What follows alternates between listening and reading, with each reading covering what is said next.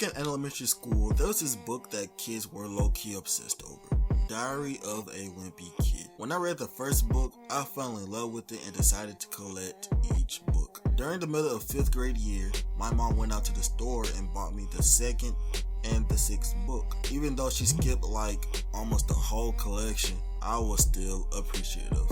About a month later, I already finished the books. So I asked my mom if she can buy me the other books. Honey, these books are really expensive.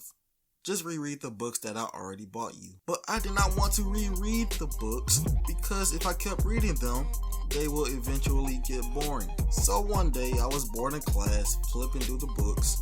Then an idea popped into my head. What if I drew in the books to make them more entertaining? And that is exactly what I did. You know, just using a little bit of creativity. I kept the books in my desk because I did not want to leave them at home by mistake and be bored throughout the whole day at school. The reason why I'm telling you this is because of what happens next. The school was doing a parent and teacher conference, so my mom and I went over to the school. Omar, where is your classroom? Oh, it's upstairs on the 2nd floor. We went up the stairs, got to my classroom, and found out that the teacher left it as a mess. My mom got pissed. What the kind of teacher leave their classroom like this? Looking like a tornado flew up in this. My teacher, I guess. Where do you sit? Oh, I sit in the back. My mom walked towards the back of the classroom and saw my books on the floor. She picks them up and asks me, Omar, are these your books? Oh, yeah. I leave them here so I want to leave them at home by mistake. She opened one of them and her whole face just changed. Why did you draw in the book? I was just being creative. You know, got bored.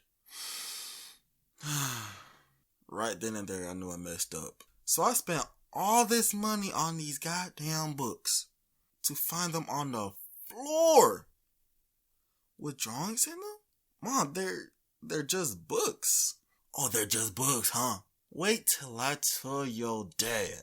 Nigga, when your mom says, wait till I tell your dad, just know that is your ass. Then things got worse. We went next door to the other classroom where the meeting took place. Mrs. Hudson, Omar is a good student. It's just that, you know, he can do better.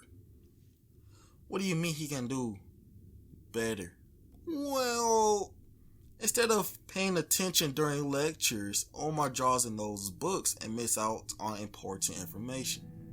Because of that, he is currently sitting at a 56 in math and a 62 in history.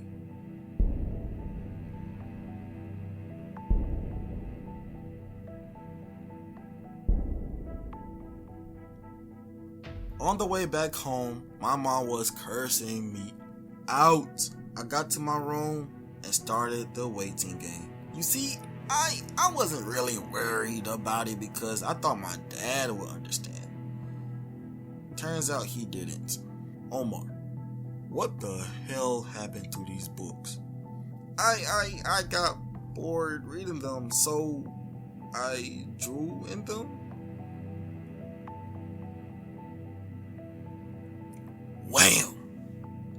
Come here. Oh yeah, I'm finna die tonight. Do you know how much money we spent on these books? No. And your mom says you are failing 2 classes? They're hard. They wouldn't be so hard if you was drawing these damn books, now would they? Bro, I'm sorry. Oh, I know you are. So you have a decision to make, boy.